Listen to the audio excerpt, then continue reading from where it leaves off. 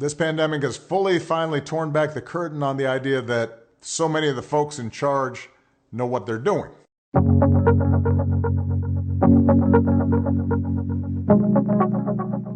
You're going to have to grow up faster than some generations.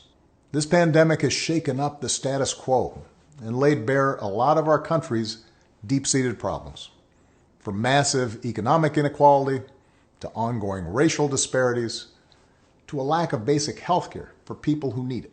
It's woken a lot of young people up to the fact that the old ways of doing things just don't work. That it doesn't matter how much money you make if everyone around you is hungry and sick. And that our society and our democracy only work when we think not just about ourselves, but about each other. It's also pulled the curtain back on another hard truth.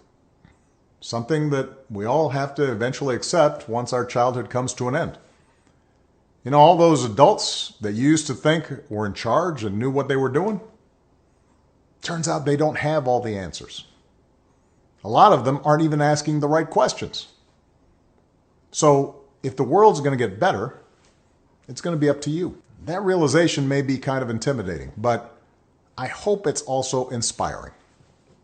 With all the challenges this country faces right now, nobody can tell you, no, you're too young to understand, or this is how it's always been done. Because with so much uncertainty, with everything suddenly up for grabs, this is your generation's world to shape. Since I'm one of the old guys, I won't tell you what to do with this power that rests in your hands, but I'll leave you with 3 quick pieces of advice. First, don't be afraid. America's gone through tough times before. Slavery, civil war, famine, disease, the Great Depression, and 9/11. And each time, we came out stronger. Usually because a new generation, young people like you, learned from past mistakes and figured out how to make things better. Second, do what you think is right.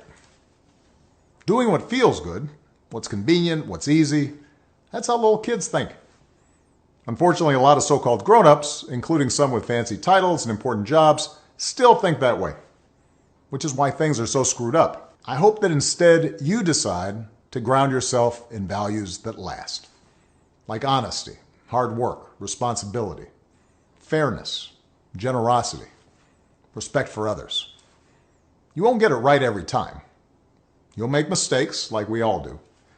But if you listen to the truth that's inside yourself, even when it's hard, even when it's inconvenient, people will notice. They'll gravitate towards you. And you'll be part of the solution instead of part of the problem. And finally, build a community. No one does big things by themselves. Right now, when people are scared, it's easy to be cynical and say, let me just look out for myself, or my family, or people who look or think or pray like me. But if we're going to get through these difficult times, if we're going to create a world where everybody has opportunity to find a job and afford college, if we're going to save the environment and defeat future pandemics, then we're going to have to do it together. So be alive to one another's struggles.